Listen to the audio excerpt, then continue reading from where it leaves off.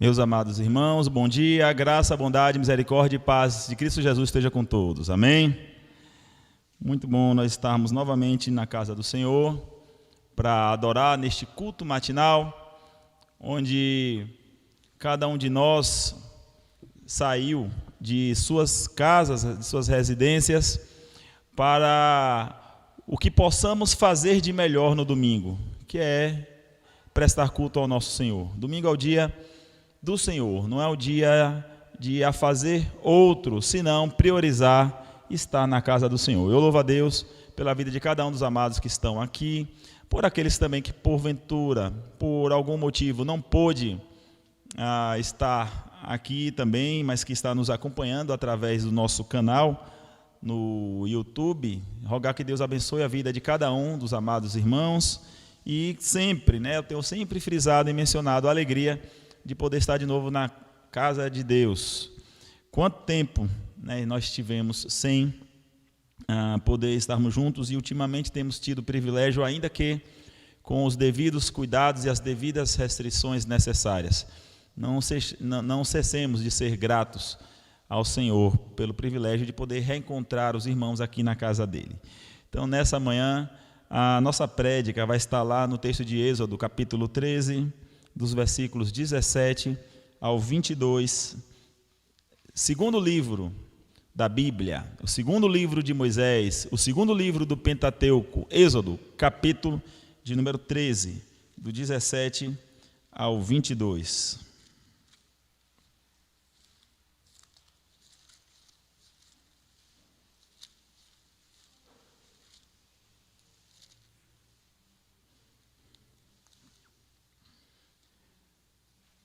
Para aqueles irmãos que estão sempre ligados, antenados nas mídias e atentos ao que postamos, já devem ter visto que o tema para esta manhã é alerta à igreja, Deus cuida de nós.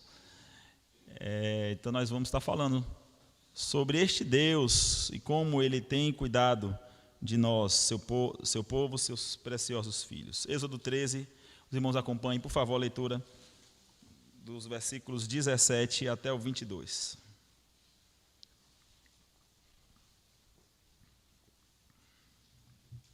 Tendo Faraó deixado ir o povo, Deus não o levou pelo caminho da terra dos filisteus, posto que mais perto, pois disse, para que porventura o povo não se arrependa vendo a guerra, e torne ao Egito. Porém, Deus fez o povo rodear pelo caminho do deserto, pelo mar vermelho, e arregimentados subiram os filhos de Israel do Egito. Também levou Moisés consigo os ossos de José, pois havia este feito os filhos de Israel jurarem solenemente, dizendo, certamente Deus vos visitará. Daqui, pois, levai convosco os meus ossos.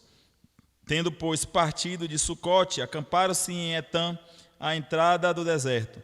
O Senhor ia adiante deles, durante o dia, numa coluna de nuvem, para os guiar pelo caminho.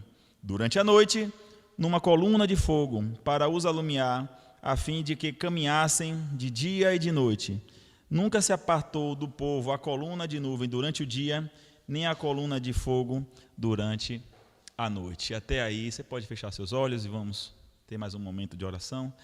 Querido Deus, amado Pai, rogamos, ó Pai, que neste momento, neste precioso momento do culto, de ouvirmos a Tua voz, o Senhor venha ministrar os nossos corações sobre o Teu querer, sobre a Tua vontade, nos ensinar, ó Deus, para a nossa edificação na Tua palavra, sabendo, ó Deus, que precisamos entender que em todo o tempo o Senhor cuida de nós.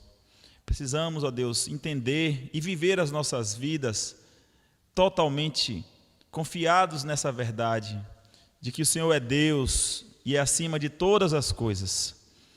Nos ajuda, Pai, a entender aquilo que o Senhor quer falar nessa manhã, através da ação do Teu Santo Espírito. Rogamos que Tu faças, ó Deus, que venhamos não somente a ouvir, porém guardar e viver aquilo que aprendermos da parte do Senhor.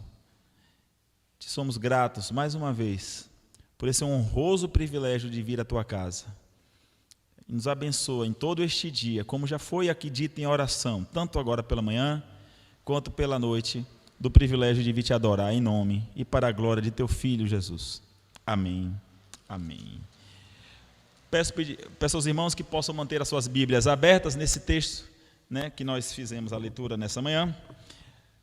Meus irmãos, eu não sei quantos de vocês já se perguntaram a respeito daquele episódio das 10 pragas do Egito, a respeito de quanto tempo tenha durado, desde a primeira praga até a 10ª praga, a última praga, que foi ali a morte dos primogênitos, né? Estudiosos, eles colocam que este período entre o acontecimento da primeira praga, ali onde Moisés e Arão eram usados por Deus para contra Faraó mostrar o poder de Deus, do acontecimento da primeira praga ali no Egito até a 10ª praga, estudos apontam um intervalo de entre 10 meses a 1 ano.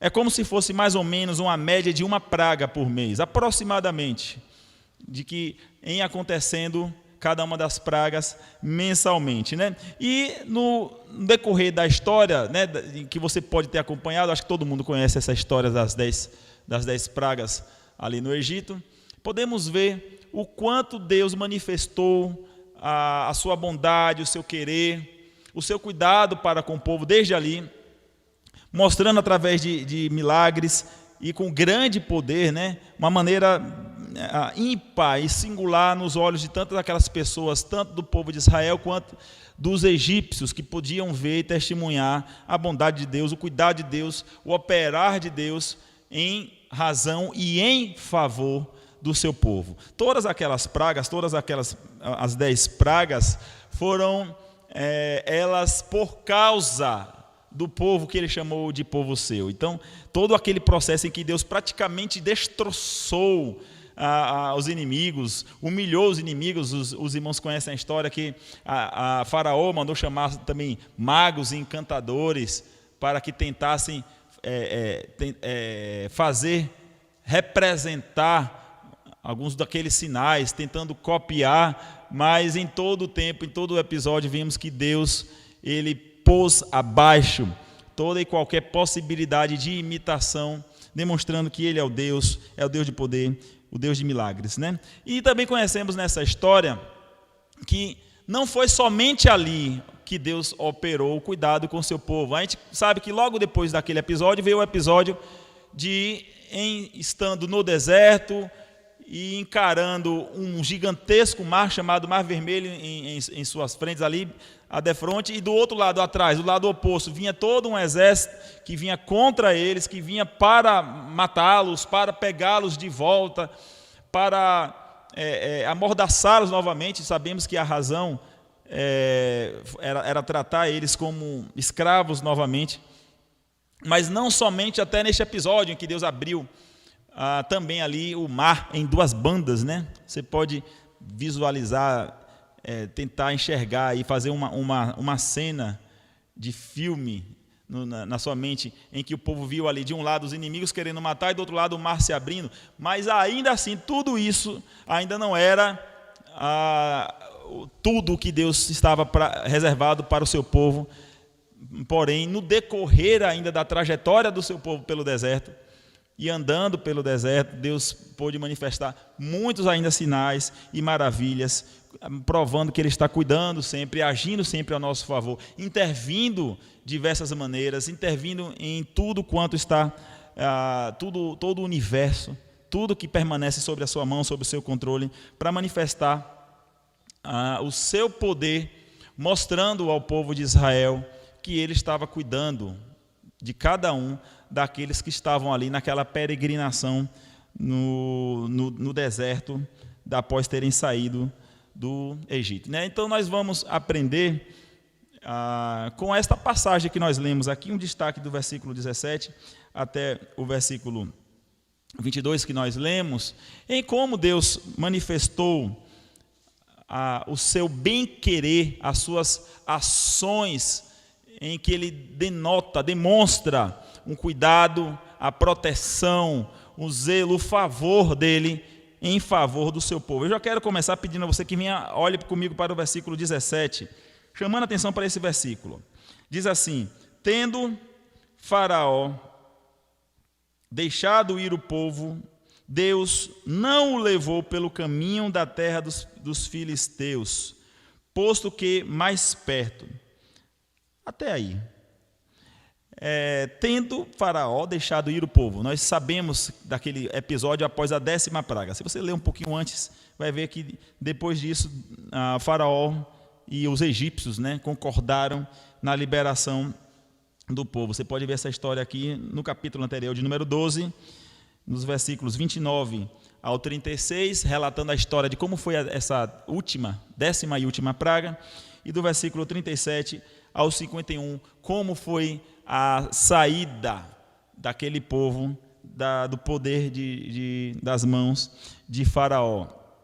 E se nós olharmos para isso, Faraó deixou ir o povo, mas Deus não levou pelo caminho da terra dos filisteus, posto que mais perto. Eu quero essa observação em primeira instância, que você olhe para esse texto e possa refletir comigo.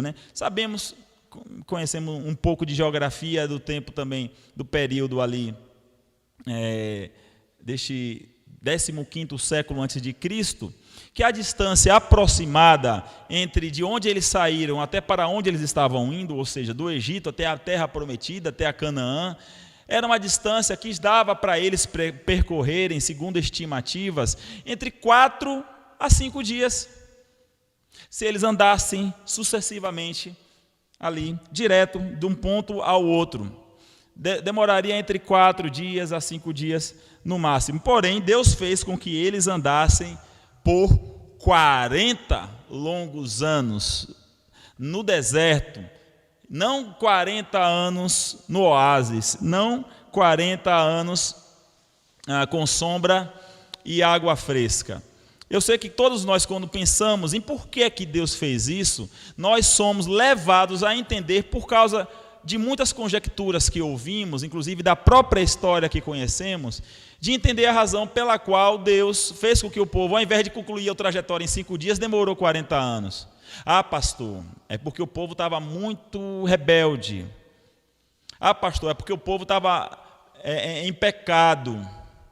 Não, pastor, Deus quis guiar por esses 40 anos, ao invés de ter sido o período mais curto, o período menor, porque eles estavam desobedientes ao Senhor. Apesar de todas essas afirmativas serem de fato características que eram daquele povo, eram de fato muito rebeldes, eram de fato desobedientes, eram de fato os incrédulos, mas nenhum desses motivos eram os motivos pelos quais Deus fez com que eles ficassem rodeando no deserto, ao invés de chegar em definitivo. Na verdade, Deus já tirou eles do Egito, já planejando não chegar em 5 dias, mas já nos 40 dias. Deus não tinha, isso não foi um plano B de Deus, não, agora que vocês estão caminhando aqui no deserto, já estavam perto de chegar, mas eu vou fazer vocês desviarem do caminho. Não foi isso. Deus já tirou eles com o intuito de fazê-los andar pelo deserto pelos 40 anos. E nós vamos ver aqui nas Escrituras Sagradas pelo menos 3 razões. A primeira delas, o primeiro porquê. Por que é que Deus, então, fez com que eles fossem, se você olhar de novo aqui, o texto bíblico, pelo caminho que não foi o caminho mais perto, tendo Faraó deixado ir o povo, Deus não o levou pelo caminho da terra dos filisteus, posto que mais perto. Ou seja, Deus não fez com que seu povo fosse a caminho pela terra dos filisteus, apesar de ser o caminho mais perto. Continuando o versículo. Pois disse, olha o primeiro motivo que o Senhor está dando.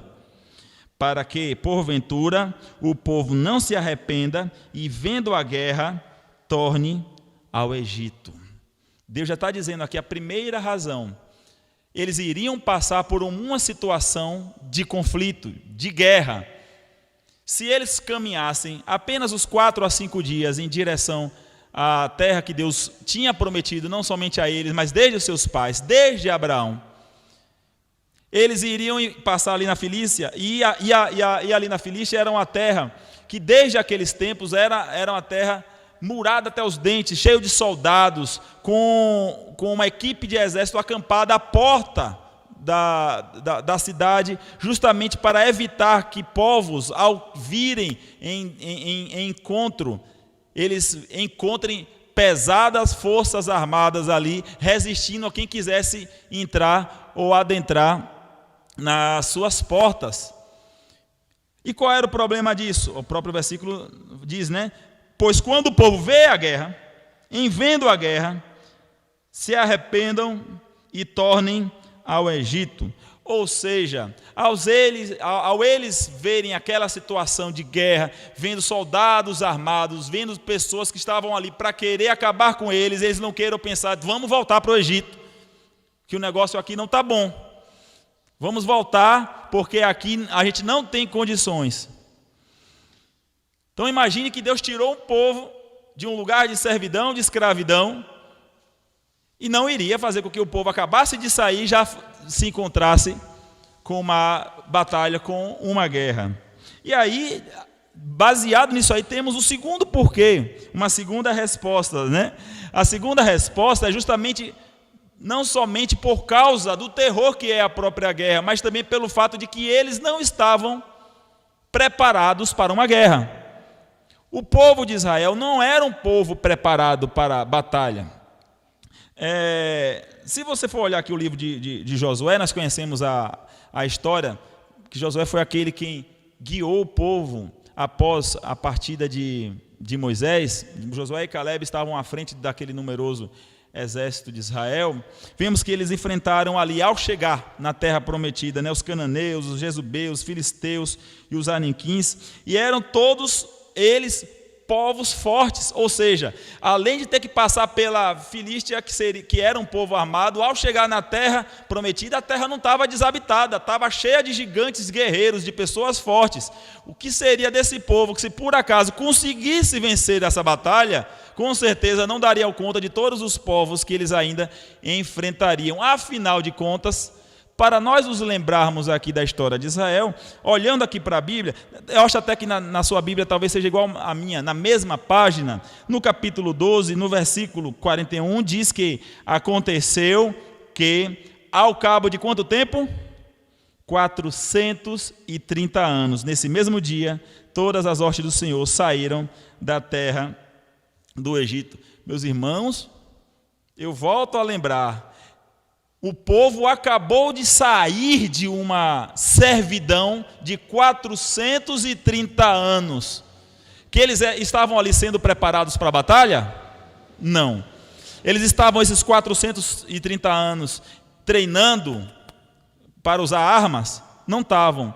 Eles não estavam em condição outra, senão apenas como escravos, como pedreiros, como arquitetos forçados, como engenheiros. O que eles sofriam muito nas mãos dos egípcios. E nada de armamento, nada de poder bélico, nada de enfrentamento de lutas, nada de treinamento.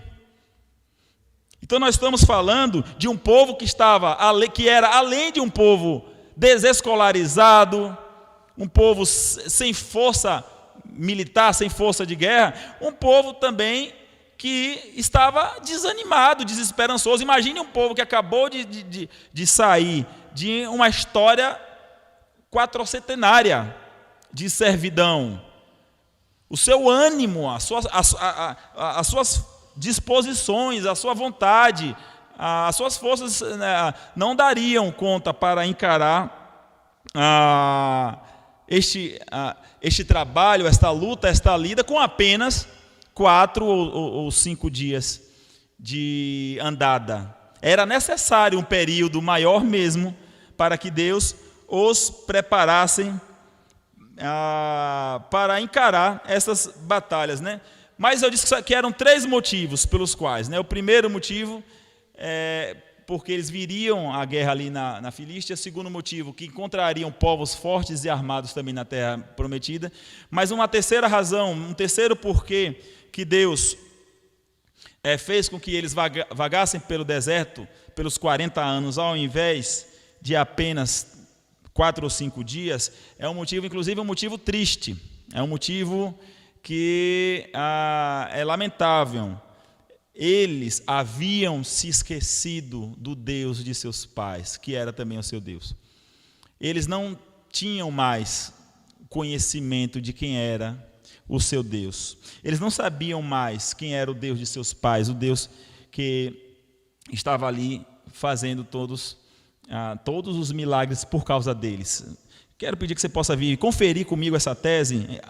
No capítulo 3 de Êxodo, no versículo 13, você vai ver como de fato Deus ali, ele chama Moisés, vocaciona Moisés, convoca Moisés para esta missão, e veja o que aqui diz o versículo 13. Disse Moisés a Deus: eis que, quando eu vier aos filhos de Israel e lhes disser: o Deus de vossos pais me enviou a vós outros, e eles me perguntarem: qual é o seu nome? Que lhes direi? Veja que esse versículo por si mesmo já é um versículo que já é de partir o coração. Moisés precisa chegar para o povo de Deus e dizer: olha, o Deus de seus pais é quem está comissionando, chamando vocês a saírem desta vida, saírem dessa situação. Mas, Senhor, quando eles me perguntarem que Deus é esse, o que é que eu vou dizer? Eles não sabiam mais quem era Deus. E veja que o próprio Deus, no versículo 14,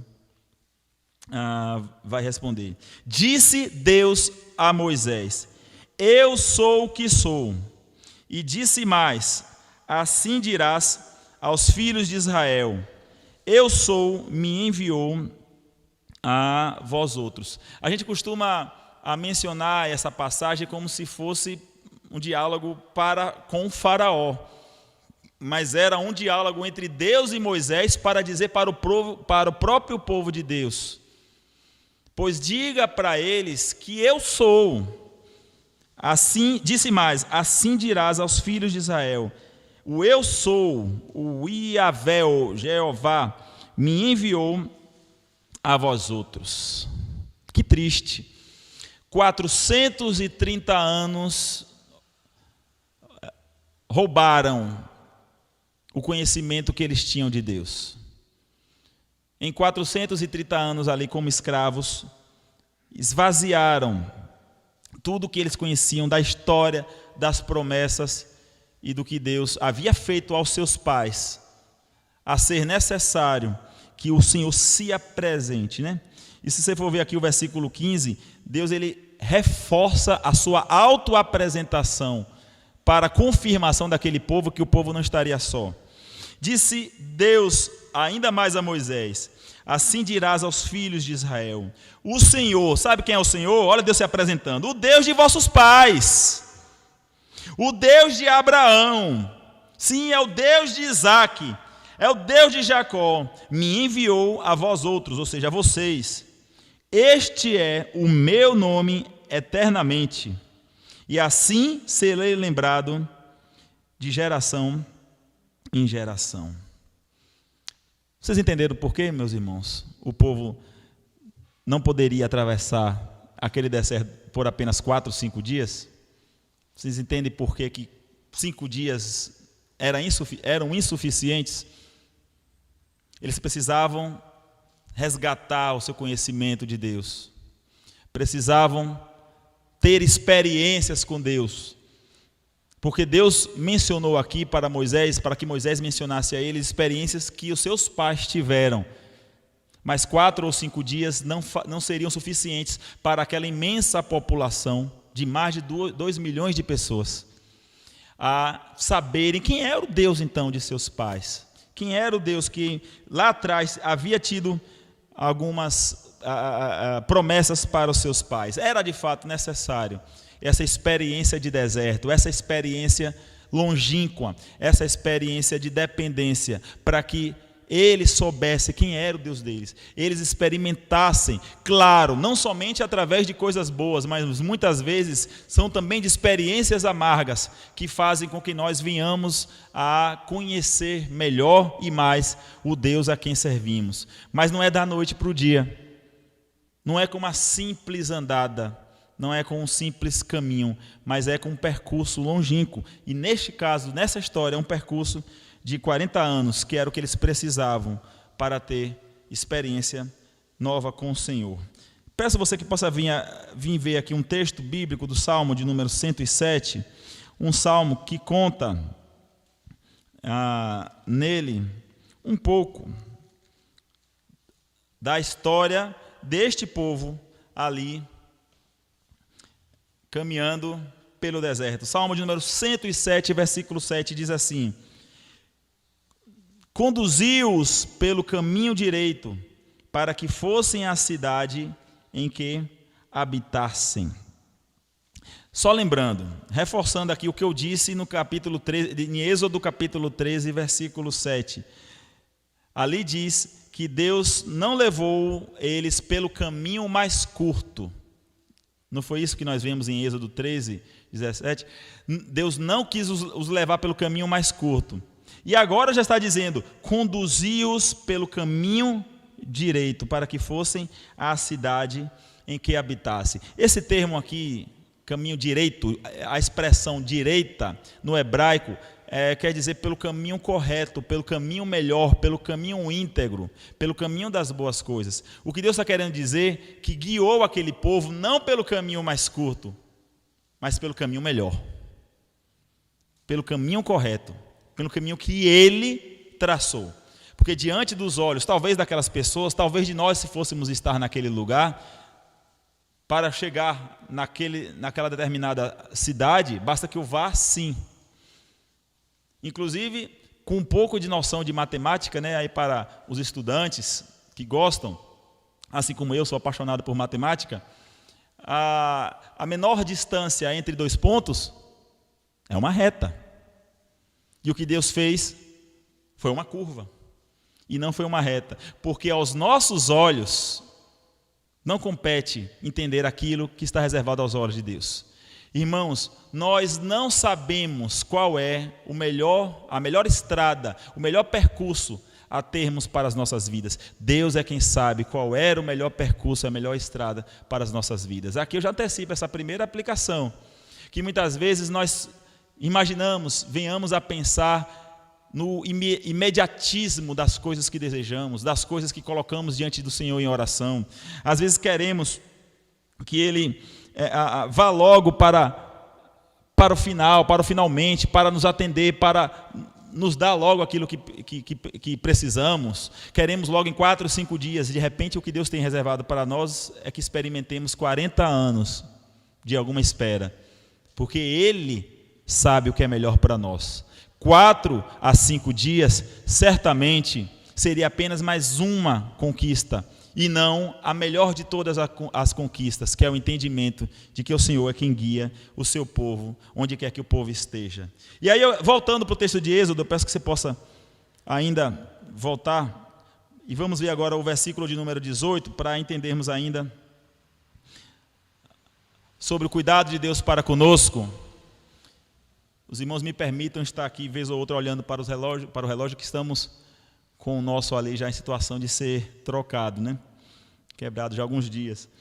O versículo 18 diz: porém Deus fez o povo rodear pelo caminho do deserto, perto do Mar Vermelho, e arregimentados subiram os filhos de Israel. E aí eu quero chamar a atenção para essas duas menções aqui. Deus fez o povo rodear, estar de fato em círculos, andando em círculos, né? Pelo caminho do deserto, perto do Mar Vermelho, e arregimentados subiram os filhos de Israel do Egito. E aí chama a atenção para essa segunda expressão, arregimentados. O que é que significa arregimentados? É arrojados, organizados, capacitados, bem instruídos. Deus está dizendo aqui na sua palavra que fez com que o povo rodeasse para os capacitar, para os fazer estarem arrojados. Meus irmãos, é importante nós lembrarmos que aquele povo que saiu do Egito não foi um povo que estava preparado para nada. Me perdoem aqui a expressão, mas era um monte de jeca. Era um monte de pessoas esfarrapadas, eram pessoas que não tinham instrução alguma, cuidado algum com nada, não tinham conhecimento nenhum de nada, eram pessoas que saíram completamente nada. Pessoas que não tinham nenhum conhecimento técnico, científico, cultural, nada. E o pior de todos, sem o conhecimento do eterno. Mas Deus, aqui está dizendo, fez com que o povo rodeasse pelo deserto, perto do Mar Vermelho, e arregimentados, ou seja, depois de o Senhor os arregimentar, reorganizar, trazer eles novamente para um contexto de força, eles pudessem subir do Egito. Olhe para o capítulo 12, versículo de número 38, que você vai entender sobre isso que eu estou falando. O que é que diz o verso 38? Subiu, no capítulo 12 de Êxodo, subiu também com eles um misto de gente. A expressão já deixa claro aqui, é uma ruma de gente, um bando de gente. Ovelhas, gado e muitíssimos animais. Em quantos, irmãos? Versículo 40. Ora, o tempo que os filhos de Israel habitaram no Egito foi 430 anos. Então, foi toda uma história que eles tinham de seus patriarcas, de homens conquistadores, de pessoas que eram organizados, fazendeiros, eram pessoas simples, mas eram muito mais bem organizados. Também desfizeram da sua cultura, desfizeram de seus valores, desfizeram do que eles eram. E quando olhamos também para o verso aqui de 37, você vê que não estamos falando de uma quantidade de 10 mil, 20 mil, 30 mil pessoas. No capítulo 12. Partiram os filhos de Israel de Ramassés para Sucote, cerca de 600 mil a pé, somente de homens, sem contar mulheres e crianças. Se nós formos pegar 600 mil homens, se formos considerar, mesmo sabendo que no sistema patriarcal um homem pudesse ter 2 esposas, 3 esposas, mas bora considerar aqui uma mulher para cada homem. Já temos quantas pessoas naquela população? 1.200.000 pessoas. Devemos nos lembrar que era comum também que eles não tinham televisão naquele tempo, né? Era 5, 6, 7, 8 filhos que eles costumavam ter por casal. Mas não bora considerar apenas um filho por casal, para fazer uma média, porque possa ser que haja algum homem ainda solteiro. Mas para fazer uma média, um filho por casal, 600 mil. Então 1.200.000 mais 600 mil, 1.800.000 pessoas que não sabiam mais quem era Deus, que não sabiam mais quem eram si mesmos, que não tinham mais nada, que não possuíam mais uma cultura, que não possuíam mais nada de relevante, aquilo que a gente leva de melhor, que é a nossa própria cultura, a cultura que eu herdei de meu pai, de meu avô, do meu bisavô, do meu tataravô, tudo havia se desfeito. Então, uma das razões também que Deus fez com que eles andassem pelo deserto era fazê-los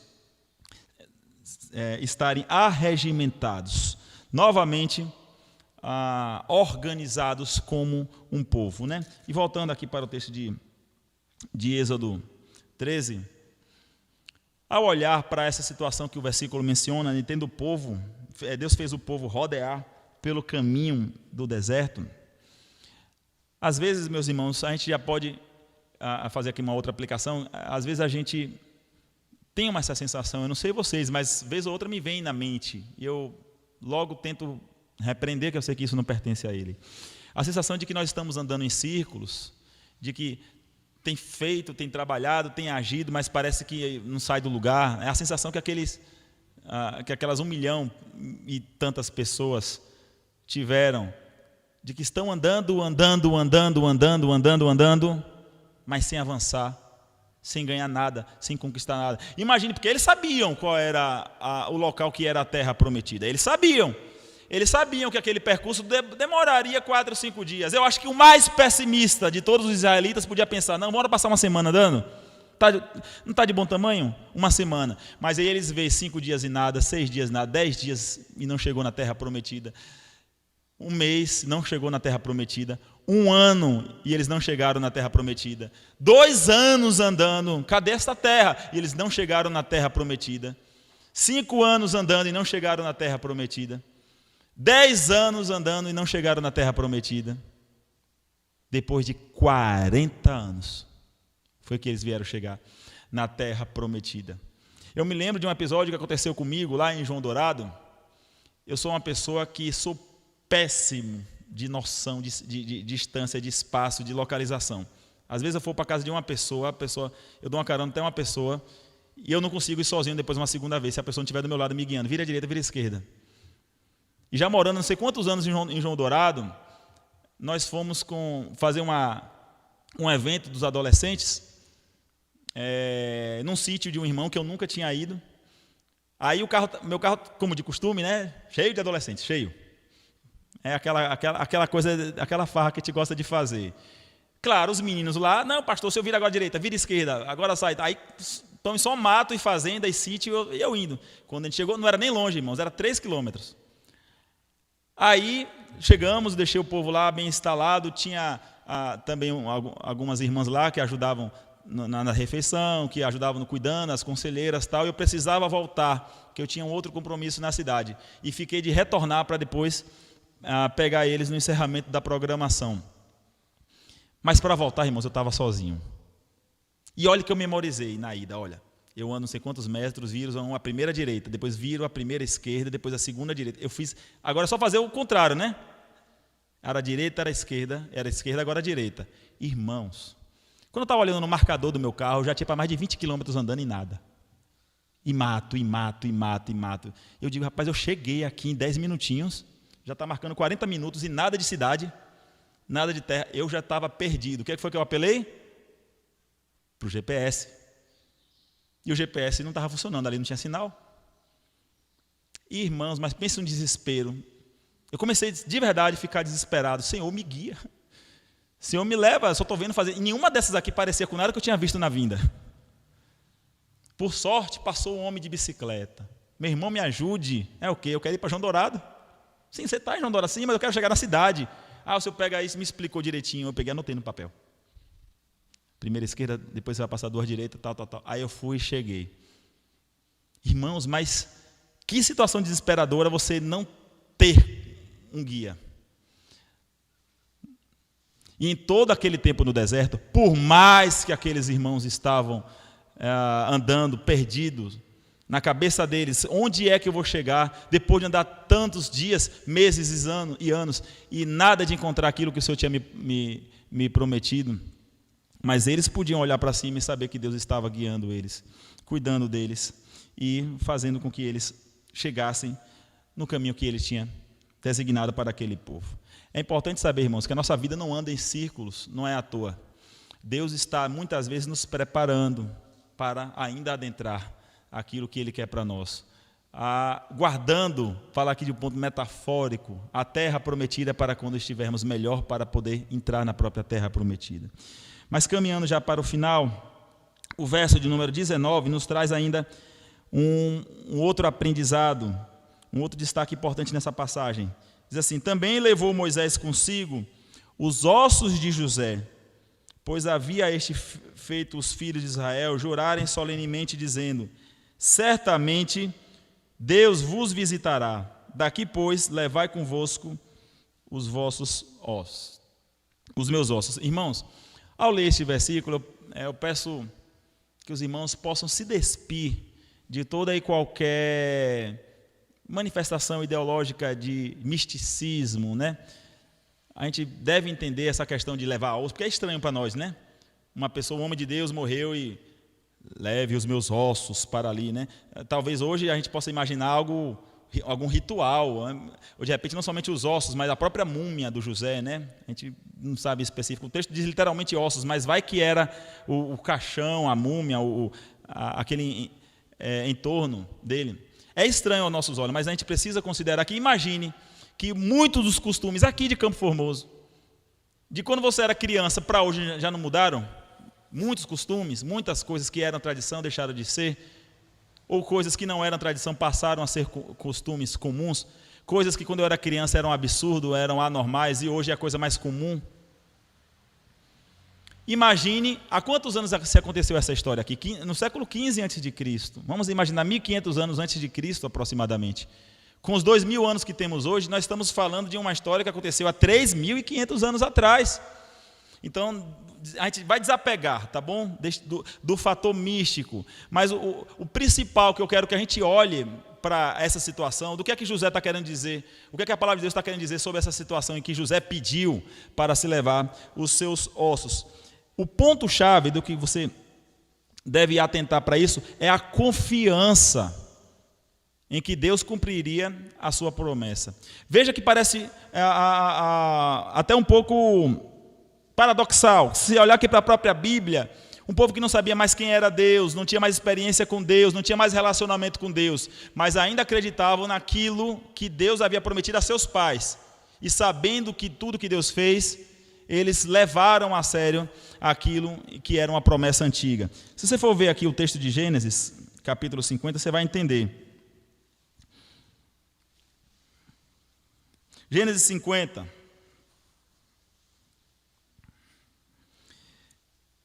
Versículo de número 24 diz assim: disse José, o famoso José do Egito, a seus irmãos: eu morro, porém Deus certamente vos visitará e vos fará subir desta terra para a terra que jurou a dar a Abraão, a Isaque e a Jacó. Meus irmãos, lembrando que José era a segunda pessoa no Egito, né? Abaixo do faraó, ele era o segundo maior nome ali. Mas ele ainda assim, com tudo que ele tinha direito de ser a segunda pessoa no reino, com tudo que ele poderia vislumbrar e receber, ele disse: não é esta terra aqui que Deus prometeu aos meus pais. Quando eu morrer daqui, eu peço que vocês me jurem, levem meus ossos daqui. Eu quero ser enterrado no lugar onde Deus prometeu a meus pais que daria para o seu povo, e não aqui nessa terra. Irmãos, a gente precisa entender que, por melhor que pareça a nossa condição aqui na terra, aqui não é o nosso lugar. Aqui não é o fim da estrada. Aqui, por mais regalias que possamos conquistar aqui na terra, nós estamos aqui meramente de passagem. E precisamos depositar a nossa confiança, a nossa fé e a nossa esperança não nos valores desse mundo, mas nos valores do mundo espiritual que o nosso Pai reservou para todos aqueles que nele crescem. Em Filipenses capítulo 3, versículo 20, a palavra de Deus nos diz ali que a nossa pátria está nos céus, de onde também nós aguardamos o Salvador, Jesus, o Senhor Jesus Cristo. Não é ali o Egito, não era ali que era o lugar de José, não era ali o lugar daquele povo, não era ali o lugar que Deus tinha separado, prometido. E veja que no versículo de número 25, ainda aqui em Gênesis 50, o próprio José menciona a sua esperança, a sua confiança em que Deus o faria isso que nós estamos conversando agora. José fez jurar os filhos de Israel, dizendo: certamente vos visitará, Deus vos visitará, e fareis transportar os meus ossos daqui. Ele está dizendo: eu estou morrendo, vocês vão continuar aqui ainda como escravos por um tempo. Mas há de chegar o dia que Deus vai visitar vocês, que Deus vai resgatar vocês. Vocês não vão permanecer aqui para sempre. Sabe por quê? Porque eu creio nas promessas que Deus fez para os meus pais. Eu creio na palavra de Deus. Eu creio nas promessas do Senhor. Eu creio no que o Senhor tem reservado. E não é nada disso aqui, por melhor que isso aqui pareça. Por mais que ele estivesse lá, sentado no trono à destra de Faraó, não era nada daquilo que Deus tinha prometido. Se não era o que Deus havia prometido, por que encher os seus olhos com essas coisas aqui na terra? Quantas vezes nós nos vislumbramos com as coisas que não tem parte de Deus, que não foi dado por Deus, que Deus não nos concedeu, que Deus se entristeceria, e nós nos apegamos olhando apaixonados por coisas desse mundo. Enquanto que aquele povo, ainda assim, com todo o seu padecer, com todo o sofrimento, ele disse: olha, vocês vão levar meus ossos daqui, porque eu tenho certeza que há de chegar um dia que iremos habitar no lugar que o Senhor separou para nós, e não é isso aqui. Finalizando, voltando para o texto de Êxodo, agora fazendo a leitura dos versículos 20 ao versículo 22, caminhando já para o final. Diz: tendo, pois, partido de Sucote, acamparam-se em Etã, à entrada do deserto. O Senhor ia adiante deles, durante o dia, numa coluna de nuvem, para os guiar pelo caminho, durante a noite, numa coluna de fogo, para os alumiar, a fim de que caminhassem de dia e de noite. Nunca se apartou do povo a coluna de nuvem durante o dia, e nem a coluna de fogo durante a noite. Irmãos, para trazer uma contextualização, uma tradução do que esse texto está falando aqui, eu quero remeter à passagem de Paulo aos Coríntios, 1 Coríntios capítulo 10, onde Paulo fala sobre esta passagem, sobre este episódio aqui.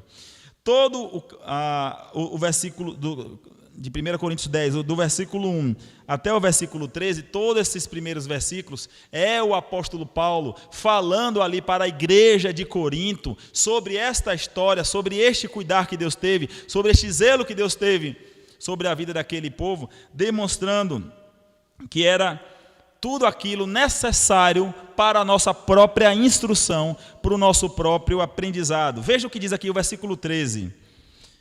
E não vos sobreveio tentação que não fosse humana, mas Deus é fiel e não permitirá que sejais tentados além das vossas forças. Pelo contrário, juntamente com a tentação, Ele vos proverá livramento, de sorte que a possais suportar. Sabe quem é esse? É o seu Deus, é o meu Deus, minha irmã. É o Deus que provê livramento de todas as circunstâncias que nós estejamos passando. Ele não é um Deus que nos deixa no deserto e estaremos no deserto, sofrendo no deserto sem a sua santa presença. Ele está nos garantindo aqui duas preciosas lições. A primeira delas, que o Senhor dá exatamente aquilo que necessitamos, nem um pouco mais, nem um pouco menos. Se for coisa boa, amém. Se for algo para doer, amém. Mas de qualquer forma, é algo para nos ensinar, para nós venhamos a ser instruídos, para aprendermos dele e sobre ele e para ele.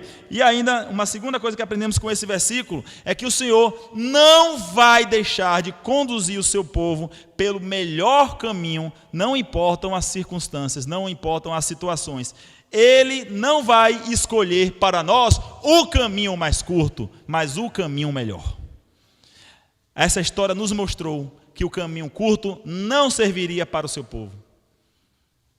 O caminho mais fácil não serve para nós. O caminho mais rápido não serve para nós. Mas, irmãos, nós somos muito imediatistas. Quantas coisas a gente quer hoje e amanhã? Já para essa semana. Eu quero logo, e me dê logo. E Deus dizendo: você não está pronto, não está pronto. Eis de que eu vou fazer você passar pelo deserto ainda. Só depois que você estiver pronto é que eu abro as portas da terra e posso lhe conceder aquilo que eu tenho reservado para você. Mas não é a hora. Espere, aguarde, igreja, suporte, igreja, que o Senhor continua sendo o seu Senhor. Frio, Ele providencia fogo. É calor, Ele providencia nuvem. É o mar, Ele faz do mar paredes e que faz o necessário para que nós possamos continuar seguindo a nossa jornada. Como ele mesmo diz aqui em Êxodo, novamente voltando para o texto de Êxodo, só que dessa vez no capítulo 14, no versículo 15, quando ele diz para Moisés, já naquela passagem onde o povo passa pelo Mar Vermelho, disse o Senhor a Moisés: por que clamas a mim? Dize aos filhos de Israel que marchem. Deus está ordenando ali ao povo andar, marchar, ir adiante. Não se preocupem, se está o mar na sua frente, marche, porque eu sou Deus, não são vocês que entendem de nada. Eu vou fazer o que for necessário fazer, apenas marchem. E o que Deus fez? O povo continuou marchando, e ao se deparar com o mar, Deus abriu o mar, e eles puderam passar com os pés enxutos, e vendo dos seus dois lados, do lado esquerdo e do lado direito, 2 grandes muros, 2 grandes edifícios de água. E depois de ter passado o povo do Senhor, ele encerrou as águas do mar e derrotando os inimigos ali no Mar Vermelho. Irmãos, que pensamento que nós temos sobre Deus? Pensamento nenhum outro cabe ao cristão senão entender que Ele cuida de nós, Ele cuida de mim, Ele cuida de você. Ele não deixou de cuidar daquele povo e não deixará de cuidar de nenhum de nós. E aí eu quero concluir fazendo 3 rápidas considerações, 3 verdades, baseadas nesse texto que nós lemos, né? Primeiro, que Deus vai sempre guiar o seu povo pelo caminho direito, pelo caminho correto, pelo caminho melhor, e não necessariamente pelo caminho mais rápido. Segundo, que Deus cumpre as suas promessas. Quando vemos lá em Gênesis 50, o que José do Egito tinha dito: olha, um dia Deus vai vos visitar, e vocês peguem meus ossos daqui e levem com vocês. Deus cumpriu a promessa, e eles puderam, lá no livro de Josué, capítulo 23, versículo 14, puderam sepultar, já na terra prometida, os ossos de José do Egito. Terceira e última verdade: Ele sempre caminha ao nosso lado. Ele disse através do seu Filho Jesus em Mateus capítulo 28, eis que eu estou convosco todos os dias. Não é um dia sim, um dia não, irmãos. Não é uma hora sim e uma hora não. Ele está conosco todos os dias, até a consumação dos séculos. A Ele, pois, a glória pelos séculos dos séculos. E amém, amém. Vamos orar mais uma vez, você pode fechar seus olhos. Deus, muito obrigado, Senhor, porque sabemos que o Senhor cuida de nós. Obrigado, Senhor, por saber que nos desertos de nossas vidas, que o deserto qual temos enfrentado, o Senhor tem provido o nosso sustento, a água no deserto, o maná no deserto, a nuvem para nos refrigerar do calor, ou fogo para nos aquecer do frio. Mas o Senhor tem sempre cuidado de nós. Nos perdoa, Senhor, pelas vezes em que nós duvidamos ou deixamos de confiar no Senhor. Nos perdoa, Senhor, pelas vezes que questionamos: Senhor, para onde está indo a minha vida? Senhor, o que será de minha vida? Nos perdoa, Senhor, pela nossa ingratidão do que o Senhor está fazendo conosco em nossos desertos. Nós não iremos nem um palmo adiante, nem um palmo para trás daquilo que o Senhor prescreveu para cada um de nós, segundo a vontade do Senhor, que é sempre boa, que é perfeita e que é agradável. Nos ajuda, Deus, apenas a olhar para o Senhor e estarmos com os nossos olhos fitos em Ti e aguardarmos as Suas promessas, tantas que o Senhor tem para nós. Muito obrigado pelo precioso ensino da Tua palavra. Eu oro assim em nome e para a glória de Cristo, nosso Senhor. Recebei, pois, a bênção de Deus. Que a bendita, maravilhosa graça de nosso Salvador, nosso Senhor Jesus Cristo, que o eterno, infinito amor de Deus Pai, e que a comunhão e as consolações do seu Santo Espírito esteja com todos vós e com todo o povo do Senhor espalhados pelos 4 cantos do mundo. Amém e amém. Graças a Deus.